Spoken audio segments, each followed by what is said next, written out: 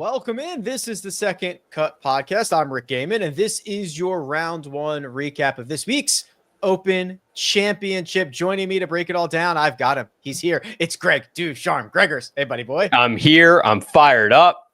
Final major of the year. I mean, we only have 3 major championship rounds to go in the season. I can't believe it. In this one, Rick, well, in the Open, it's wide open.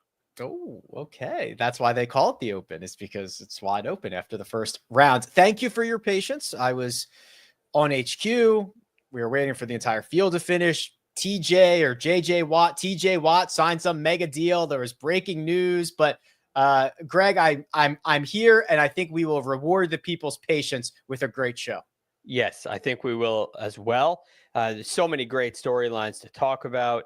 It's likely that your favorite player is still in the mix, at least to some degree. Couple probably fell out of it, but a lot of players in the mix over these next 3 days. Tee time spread out over 10 hours. Rounds took 6. We are literally going on about 16 hours worth of golf. The round 2 tee times, round 1 just finished, by the way, moments ago. Round 2 tee times will begin in 8 hours. If my math on very little sleep is working here. So what is the first overall takeaway from round 1 at Portrush? Well, let's just leave the pace of play out of this.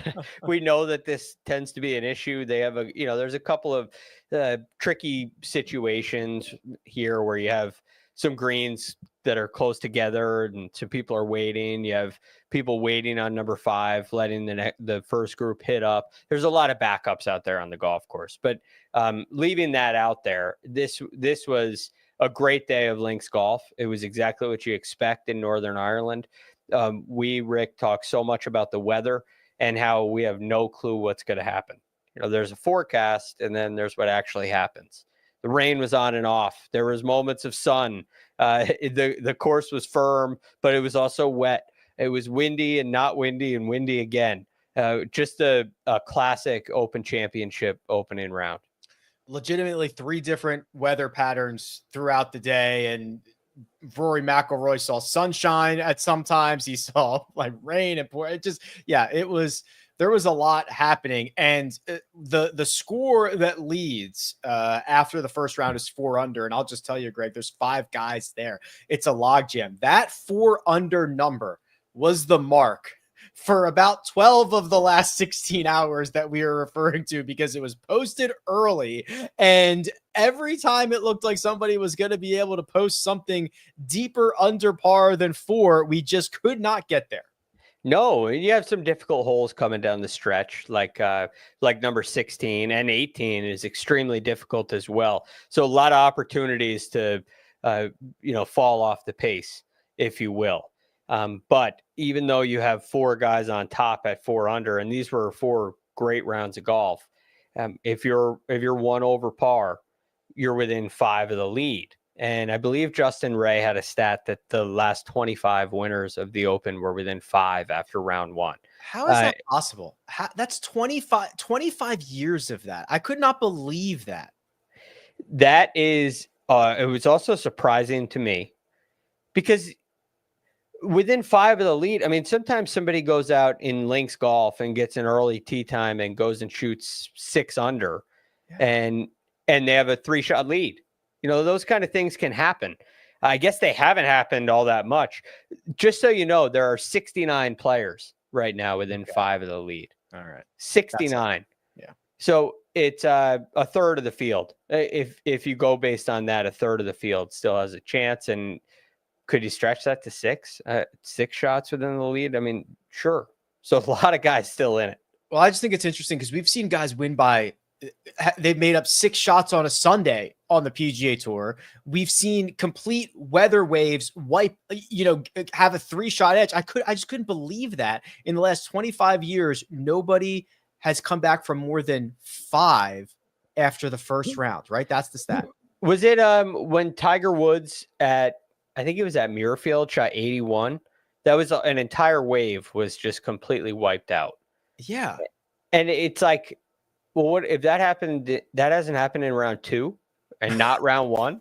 The leader happens to get what it's just very, very surprising. It's surprising.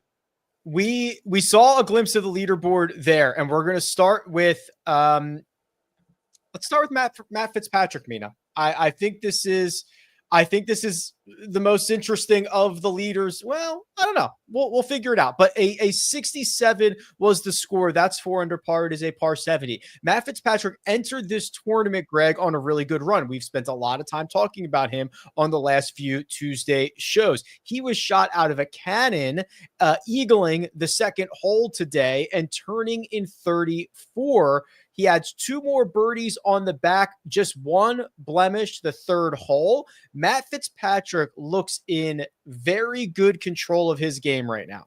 Yes, hitting the ball very well. And really, he turned in 2 under. It could have been pretty easily 4 under.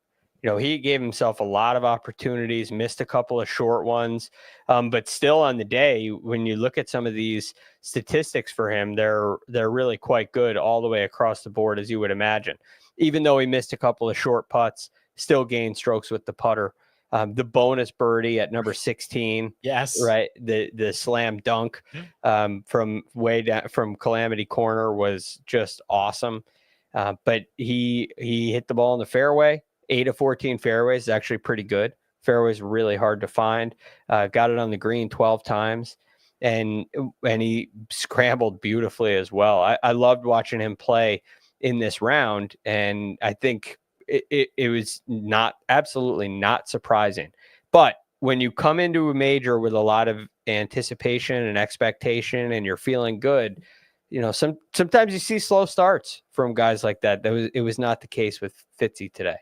Yeah, I was ready to come on here and, you know, run through all the shots that he could have been deeper under par and this, that, and the other thing. And then on the side of 16, which is just an immediate bogey for most guys, he not only holes out, but he slam dunks it from there. So I'm like, all right, well, you know, all is fair now. I think we've leveled this thing.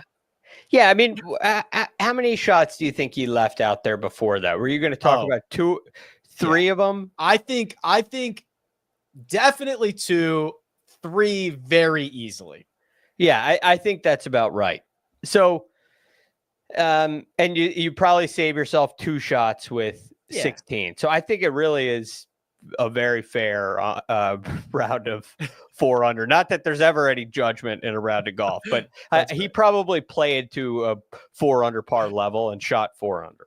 Yeah, that's exactly right. I think we are just wiping our hands of this. We are all square. If you are Matt Fitzpatrick, you're going home quite happy. The final numbers of this, it's going to end up being about 6 strokes gained to the field. It's very, very close, but it's going to end up being probably the best major championship round of his career. Greg, he's a major champion. We are a long way away from crowning the champion golfer of the year, but if Matt Fitzpatrick gets it done, you've now won an Open at Portrush and a U.S. Open at Brookline. Yeah, very, very impressive. And obviously a U.S. amateur champion as well. Yeah. So it's a strong pedigree all the way up through his career. If there's been a knock on Matt Fitzpatrick, it's Ryder Cup record and lack of wins. With Matt Fitzpatrick, people probably question his ability to win more than the lack of wins. But maybe, it happens with a lot of English players. You get a lot of at least perceived letdowns, and this would certainly not be the case. You're talking about you got 2 major championships. Nick Faldo's the Englishman with the most, with 6. There aren't many with more than that are in the modern era. So it would elevate him to very, very tall status in as far as English golfers are concerned. Faldo was also the last to win the Open. Is that right? Did I read believe that? Yes, that is right. And it's a story every single year. Sometimes the Open is in England. It's always in the UK, often in Scotland, this time in Northern Ireland. But it would be they would celebrate this almost like Shane Lowry, just south in England. Faldo 1992. How about this one? I'm going to put you on the spot here. The last Scot to win the Open. Oh man. Yeah, this is brutally tough. I don't know. Paul Lawrie, 1999. He did it at Carnoustie in Scotland. Wow, that's pretty cool. That's pretty cool. Harris English is next. Harris English, we described, I believe, on Tuesday as a mispriced golfer for DraftKings purposes. He was very, very cheap in a lot of those situations. He has won this year, and he was, I believe, the last guy to post 4 under. He was the last guy in. He was maybe Bezadenhout got in there late, but it was Harris English who had got this to 5 under at one point. He gave it back on 14, but his first 12 holes, Greg, if you're watching on YouTube right now, a lot of red, a lot of circles, a lot of really continued good play from Harris English. Yes, and he really got the putter going, which was great. He made a couple of nice putts. He stuffed a couple of iron shots in there as well. And ultimately just played really solid golf. What's fascinating about this is he goes out and shoots 4 under with 3 bogeys on the card. He made a lot of birdies, and Fitzpatrick was probably the most solid of anybody in the field, probably played the best. But if you look at the best shots that were hit, I mean, Harris English hit a high number of really high quality shots. I love his game on these kind of difficult venues. He understands how to handle it. And on this one, sometimes you get to like a U.S. Open. I'm thinking of Winged Foot or maybe Torrey Pines, where he can hang around, but is he explosive enough to actually win the tournament? And oftentimes that answer is no. In this one, you don't really need to be that explosive. It may not even be a good thing. So his game checks out really nicely for an Open Championship. It works great. And it's great to see an American putting this way on the links golf. Harris English Major Champion. How does that sound? This is a golfer who has 5 PGA Tour victories. He won this year at the Farmers. His best previous finish in a major was just earlier this year. It was at Quail Hollow. It was a T2 at the PGA Championship. Does Harris English feel like the type of name that on Monday morning I could go onto Wikipedia and I could see that he's got a major championship? You could definitely see it. It would be a long shot. I think it'd be a long shot this week, even though he's won on the hardest golf course other than Oakmont on the PGA Tour this year, in some really difficult conditions, by the way. He plays this kind of golf really well.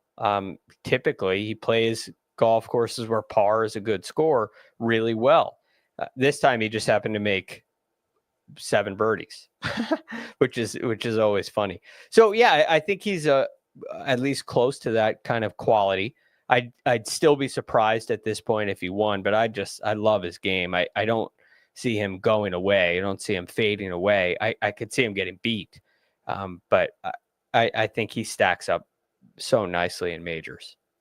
Christian Bezadenhout is next. A well-rounded day from Seabez, led by the putter, as you can probably imagine. He's a fantastic putter. He gained over 3 shots with the flat stick, but he combined that with nearly 2 on approach. He had the birdie streak, 5, 6, 7. Gregors, and then he had the eagle on 12. He had a couple of close calls coming in as well, but he signs for that 4 under 67 like the others did. Yes, 5, 6, 7. Great stretch there. 5, you get it pretty close to the green. 7 being the par 5, and a great shot into number 6. So that's fantastic. You don't expect the eagle like you got at number 12, but that's like a double bounce back, like we talk about. So that was great. What I love about his game is how he understands how to keep the ball in front of him. He had 8 fairways today, and was able to hit 12 greens, but he wasn't in the really precarious spots like some of the other guys we're going to talk about later on get themselves in some crazy spots.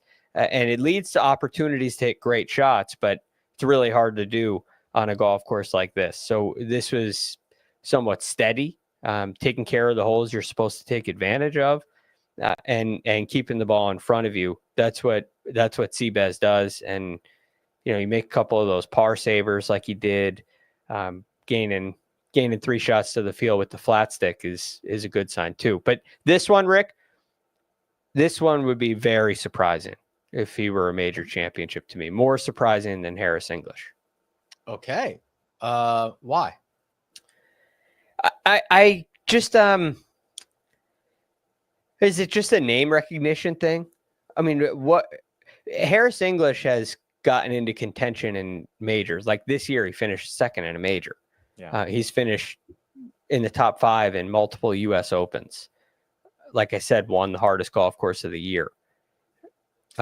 Christian has not really been in contention in very many majors. Yeah, I mean, I kind of pressed you on a question that was, I think, pretty obvious. He has no PGA Tour wins. He has 3 European Tour wins. His last one was in December of 2020 in South Africa, which was at the time. So he went back to back in South Africa during COVID when they were co-sanctioned Sunshine Tour events. So not to put those wins down, but clearly not the resume of Harris English.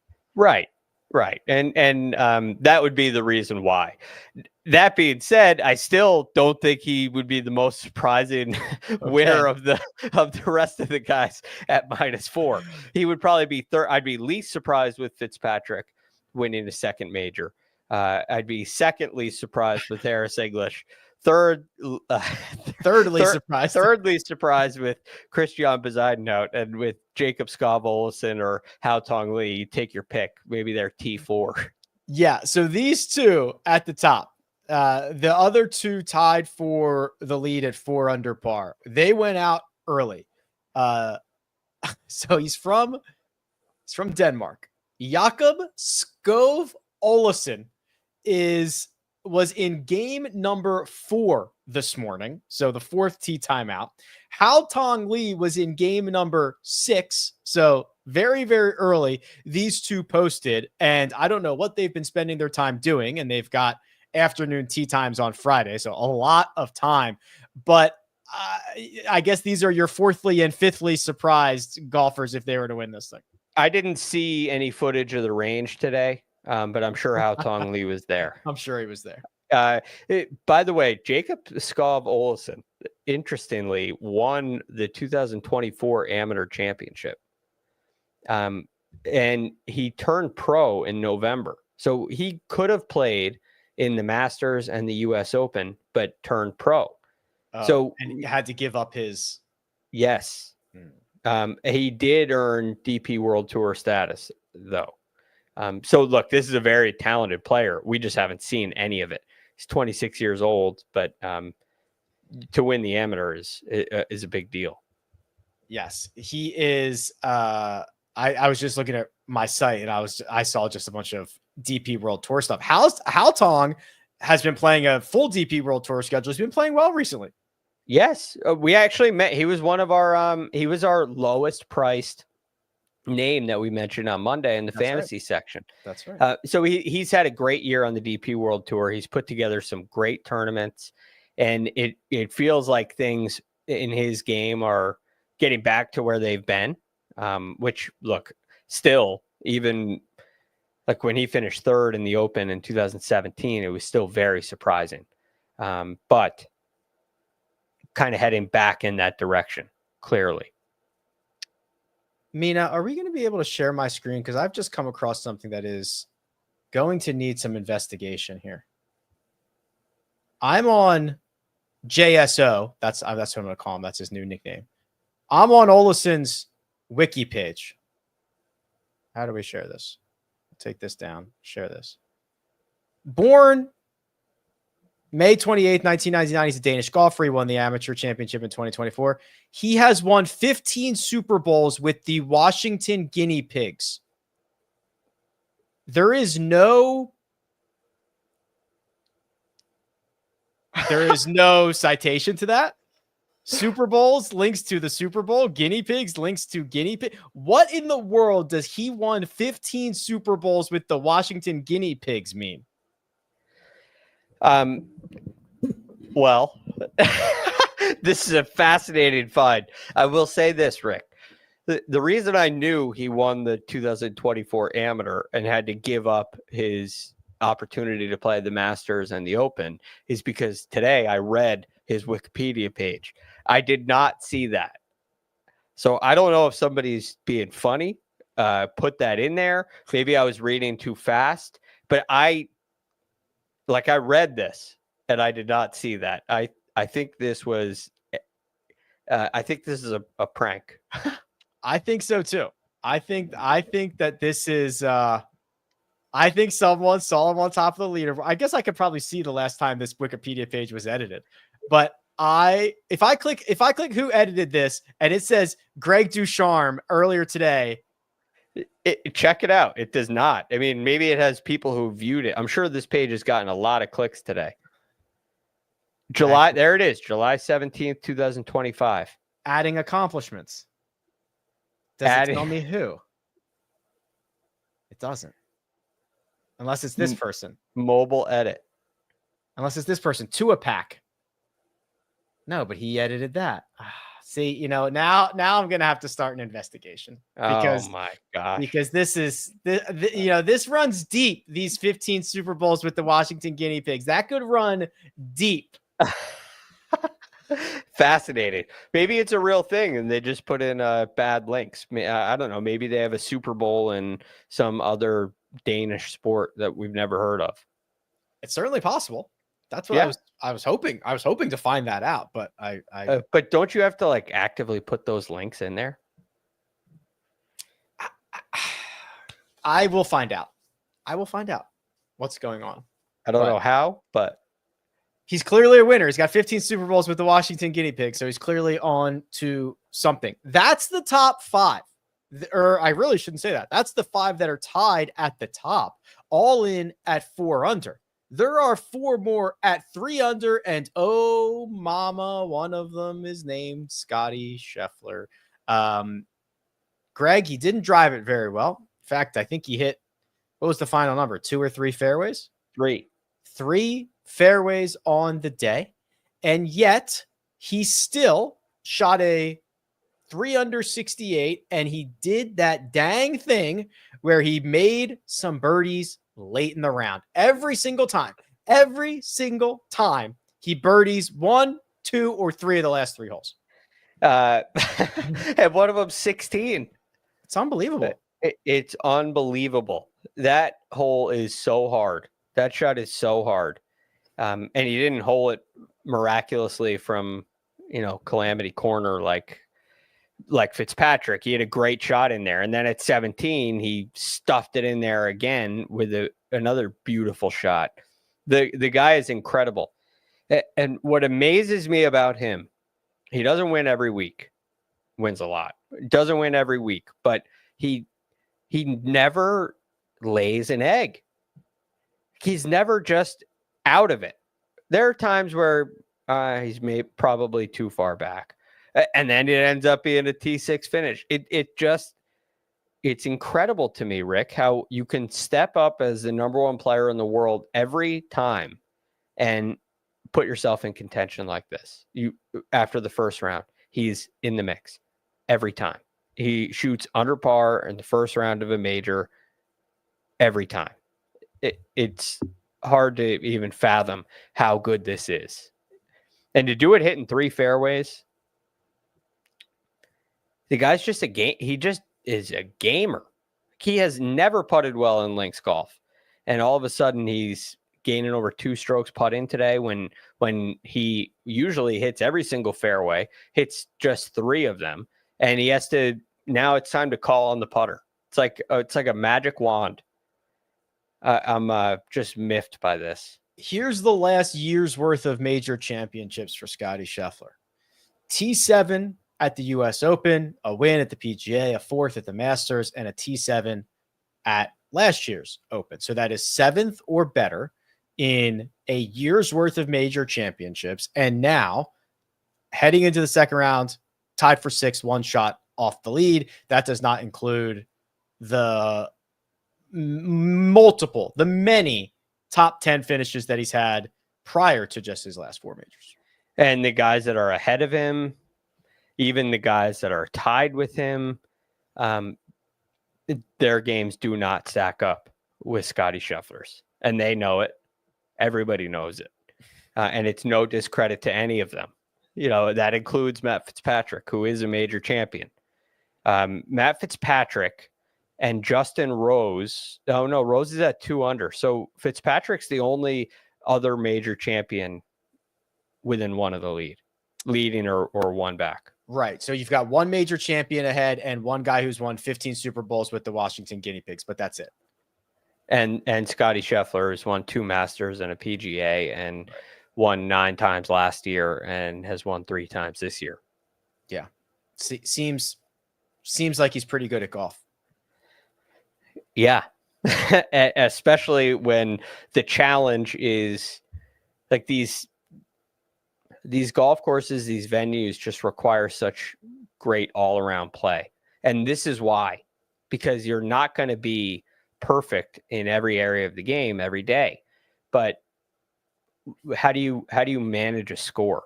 How do you just keep putting circles on the scorecard or at least not bogeys? And he is so good at just not making bogeys. And if he does, he made 2 today. There's a bounce back. There wasn't a bounce back after 11. Disappointing not to get number 12, but finishes strong, 16 and 17. Like the round ends better than it starts every time. Since I've already given Matt Fitzpatrick this major championship, let me now give it to Scottie Scheffler and lay out what that would mean. So it would be the 3rd leg of the career Grand Slam. He would just need the US Open. It would give him his 4th major, which would tie him with both old Tom and young Tom Morris. It would tie him with Willie Parks Sr., Willie Anderson. These are all pre-World War. The most recent that he would tie with is Ernie Els, who got his 4th in 2012. So that is the echelon that Scottie would elevate to. And for Ernie Els, I think he won his first in 94. That's right. Oh, you animal. So, the one in 2012, that was the year that I believe at Royal Lytham and St. Anne's where Adam Scott made 4 bogeys in a row coming down the stretch. That was the gift from Adam. Yeah. Yep. And Ernie did make a long one on 18 to avoid a playoff as it would turn out. But just to give you an idea, like this guy's still very much in the prime of his career, obviously. This isn't like one more like it was with Ernie Els. It really felt like, it's Ernie's last one kind of a deal. So he comes away with 4 here, and you start looking to Koepka, and you start looking to Rory and Faldo and Phil, and those kind of players start coming in the mix quite quickly. Yeah, we're gonna have to start looking at how many starts it took from 1 to 4, and it's going to be a very small number, and then it's going to be like historically small. Yes, it will, and I'm sure that stuff will come out if this play continues heading into the weekend and the final 3 rounds. Yeah, that stuff will start to come out. A little too early for that now. Like when he's when we do this show tomorrow and he's the leader, I'll have to go look it up. Right. Yeah. Then it'll be a much deeper conversation, because I will say you got to hit more fairways than 3. Yeah, you start playing with fire, obviously, because you can get anything, right? So if you land, what I thought was interesting, if you landed in one of those pop bunkers, even if it's coming in from 9 degrees from 300 yards away, it will plug, or it can plug. Tommy Fleetwood had one that just literally just plugged in its own thing. You could be in the gorse. You could just get some, like, you are playing with fire the more you do that. Yes. But here's the good thing. You're on the edge today, and you're one back of the lead, and it's very unlikely you're the most likely player to avoid all that stuff that's on this leaderboard. That's a good place to be. But that swing's got to get ironed out a little bit, especially off the tee. I mean, he did hit it great with his iron. He gained 4 strokes on approach, which I believe was third, and he's just pinned first. That actually led the field in approach today. He's pin high every single time. He's got the greatest distance control in the world. It's unbelievable. Even when he has to bounce it up, it's not just carry distance. He knows where he has to land it. If it's 20 yards short of the green, it ends up pin high. It's incredible. He's the best. Let me get you a quick Alpha Live update. Their big boy, Jon Rahm, went out early this morning and turned in 34, 2 birdies, no bogeys on the front side. Statistically, the backside played about twice as difficult as the front. We see that a lot around the turn. So when Rahm bogeyed 10 and 11, it was not that unusual. Some difficult holes there. He claws one back at 14. And all in all, Greg, what were your assessments of Rahmbo trying to cash in a major championship? He did kind of what I expected him to do.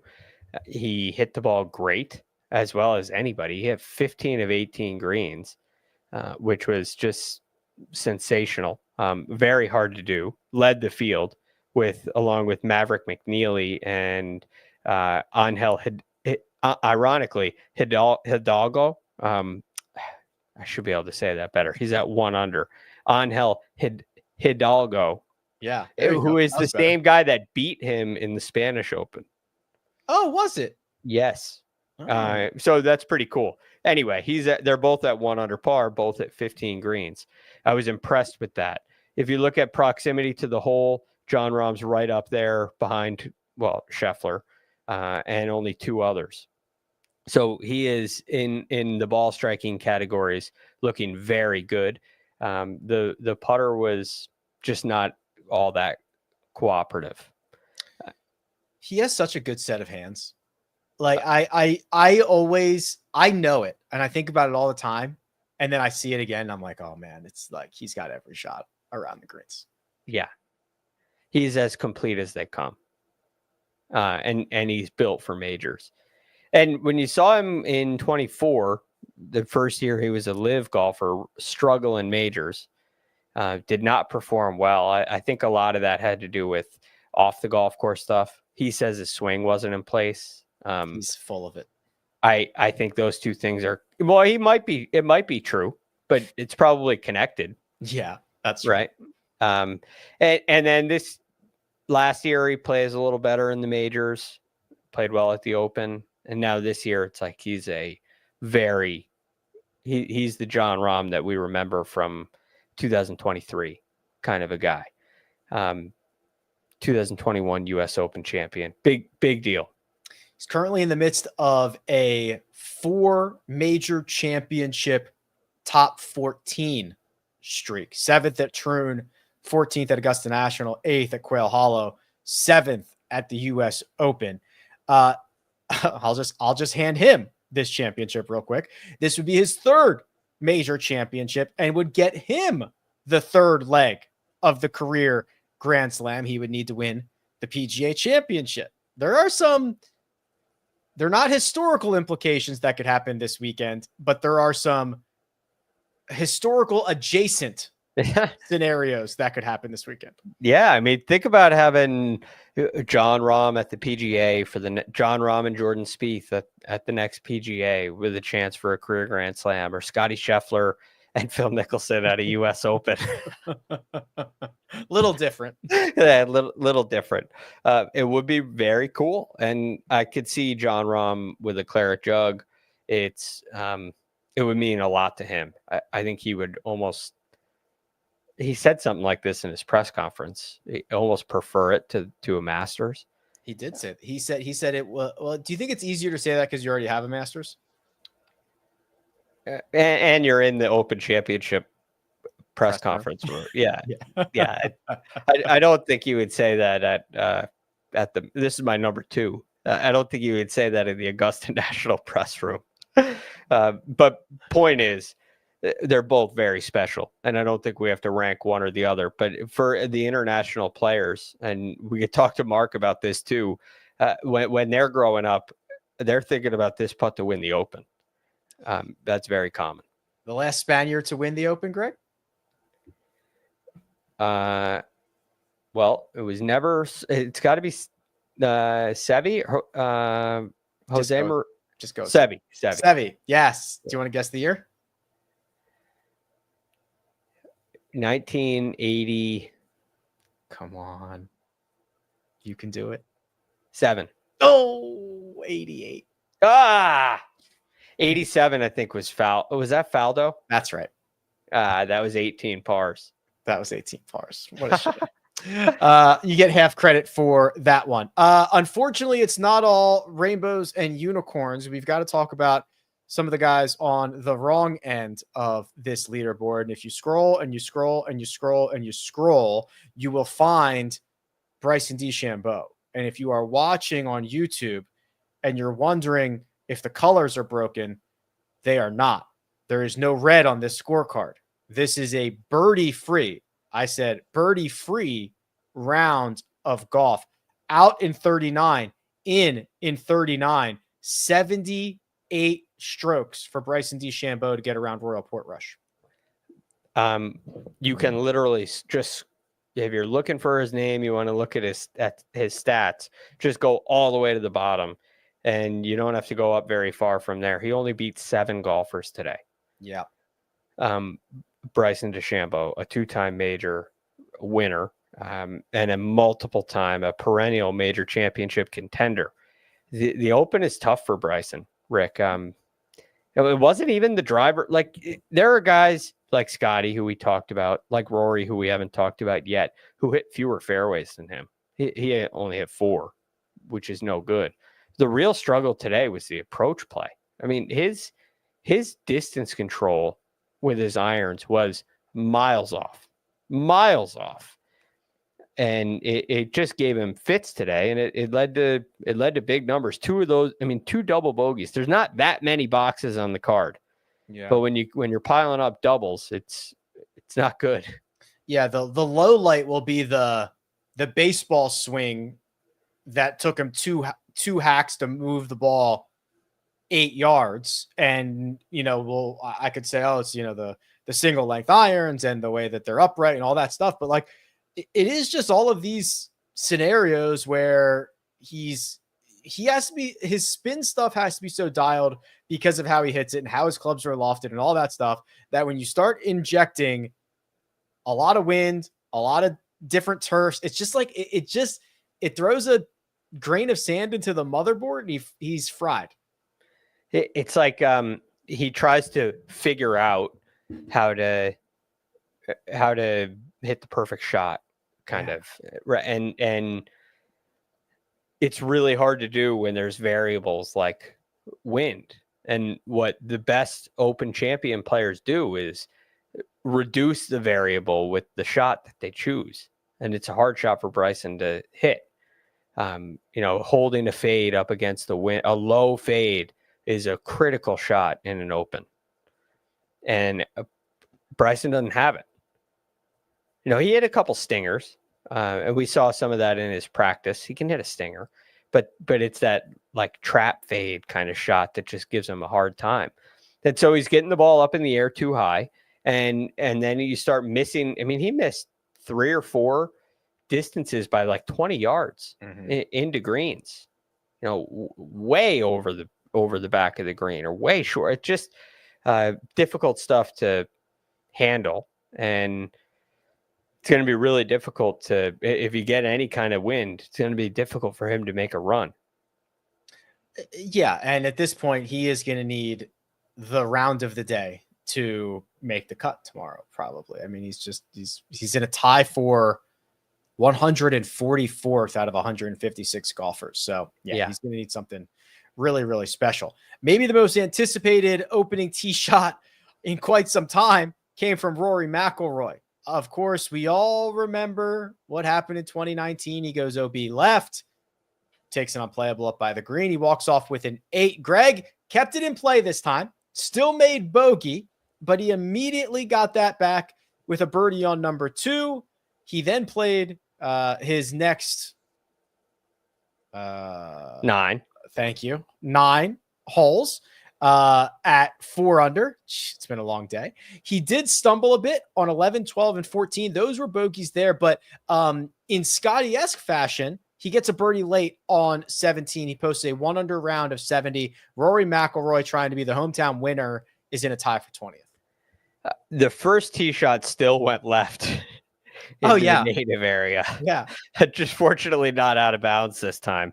One of the interesting things about some links courses like this one, that internal OB, anyway, different conversation for a different day, but some really good stuff out of Rory. He struggled to find fairways as well.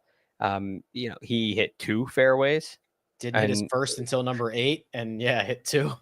and was still cruising under par. The shot at 17 from a terrible lie was just incredible. Bouncing it off that bank on the left-hand side, getting it on the green. That was the highlight of the day for me, that birdie at 17. And it kind of reminded me in a way, Rick, of round 1 at the Masters, where he's there in contention. You may have turned on the TV this afternoon and all of a sudden you see Scheffler and McIlroy both at 3 under. Here we go. And the lead's only at 4 under. It was incredible. And then those errant tee shots kind of caught up to him, and he started making bogeys as a result. A couple chip outs from fairway bunkers, a couple of really bad lies, but he salvaged the day with that birdie at 17. So a little bit of playing with fire, kind of like Scotty Scheffler, but he was able to somehow recover. One thing I was going to say with Bryson is he doesn't seem to do very well on penal golf courses. Like Oakmont is a penal golf course. A lot of links courses, except St. Andrews, are very penal. A lot of Florida courses are very penal. Bay Hill sometimes is, sometimes not. And so it tends to be a struggle for him. When he can recover, he does very well. Well, this course, I would say, is difficult to recover from. Yet here's Rory McIlroy hitting miraculous recovery shots from the hay and shooting a really entertaining, a really fun round of 1 under par. I know we've talked about this year, but like his new aspect of those like flighted wedges makes him such a better player. I mean, where he can hit them kind of low with a lot of spin. They don't balloon up into the air and just get swatted anymore. It is a completely new weapon, and it worked at Sawgrass beautifully, and it worked here today. He's such an interesting case because he's from Northern Ireland, and normally guys from that part of the world are very good in bad conditions. And for the early part of Rory McIlroy's career, it was like he can't play in wind, but he's from Northern Ireland and was a phenom. Right. Like an absolute childhood phenom who from Northern Ireland who can't play in wind. It's like so hard to kind of wrap your head around that story. But what I really admire about Rory is he's learned how to play in wind, and bad conditions are fine for him. He actually is pretty darn good in them and excels in them. So there was a time where if the weather going forward was going to get nasty, I would really worry about Rory and his chances. I'm not worried this year. I was going to probably move on to the forecast here. Xander is even and Justin Thomas is 1 over. Anything that we need to talk about with these two? Justin Thomas should be a better links player. Yeah. He had a couple of foul balls. He had a lot of good drives, just a couple foul balls. Killer. Xander didn't give himself any birdie chances. He just never gave himself a birdie chance. For a guy who's been flushing it with his irons, he had a terrible day approaching the green. He actually drove it all right. There was like his putting stats I was looking at this earlier. Xander's putting stat, he gained 0.76 strokes putting. If you watched it, he made nothing. But he wasn't anywhere near the hole. So yet, at the same time, he's even par. He's 4 shots back in a major. This guy is so tough. So I have my worries about JT going forward. Xander's he's going to rise on this leaderboard. Rest assured. He seems to, in every major championship, find a way to get himself into the top 10. So I don't have any doubts about that. Here is the forecast for tomorrow, Greg. Super forecast, wind finder. It's Friday. It still looks a lot like what we saw on Tuesday, which is that the worst of it appears to be in the morning. Those 12 to 14 mile an hour winds with gusts to 21 or 22 before they die down in the afternoon and the sun just starts to peek its head out a little bit, but it is much more benign conditions. So when you see this, knowing what we got today, a full long day of golf, put your meteorologist hat on for me and describe what's happening here. Yeah, I think it's a fun thing to study normally. So I got a couple thoughts on this. You got 20 mile an hour gusts early. That's definitely a challenge. The 14 sustained is a challenge. I am also on wind finder, although so they must have averages here because I have it in 3-hour windows and it's like 17, 16 mile an hour gusts. You got to go to the super forecast. So that's where you're only on the forecast. I'm on the forecast. Well, I mean, I'm on the super forecast. What am I even doing here? Oh. So I see what you see now. There you go. So that's a clear advantage. The rain in the afternoon is still very interesting to me. They've called for that throughout the week, a lot more than we're seeing here. So, but I'm seeing sunshine in the afternoon as well. That is definitely trending in an advantage for the afternoon guys. Also, they didn't just finish, which usually doesn't really matter.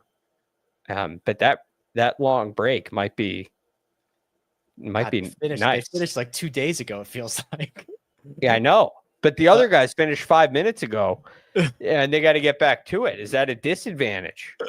Maybe it's not. I don't know. But look, I think this is closer than it may appear. It's still a really hard golf course. The difference between 14 mile an hour winds and 7 mile an hour winds is something. It'll be the gusty conditions tomorrow morning that'll be really interesting to watch. Here are the notables whose tee times are 12:30 p.m. or later, so the afternoon. Hao Tong Lee, 12:42. Lee Westwood is under par. He's at 115. The Fitzpatrick group is 226. The Rahm, Spawn, Schauffele, that's 259. And then, of course, Lowry, Morikawa, Scheffler immediately after at 310. So, if those are the easier sides, you expect those guys to be able to make a little bit of a move.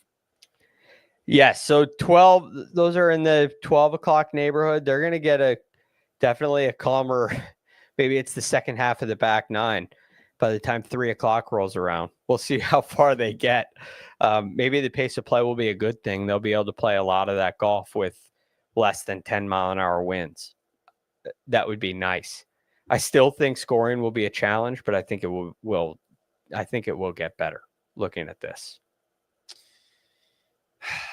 I was going to pull up the odds, but quite honestly, it's a log jam and we can just save it for tomorrow night because we're doing round by round recaps here. As you can imagine, Scotty Scheffler's the favorite. So I don't think we need to go too nuts there, but any final thoughts, Greg, before we say good night and the golf starts in 7 hours?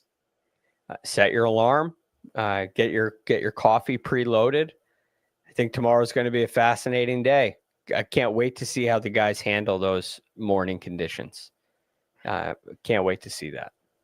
Can't wait to see it. Can't wait to hear it. We'll be back similar-ish time after the conclusion of play and any obligations that we might have. But big thanks for everybody tuning in. Big thanks to producer Mina doing all the hard work behind the glass. Greg DuCharme. I'm Rick Gehman. This has been The Second Cut. We'll catch you next time.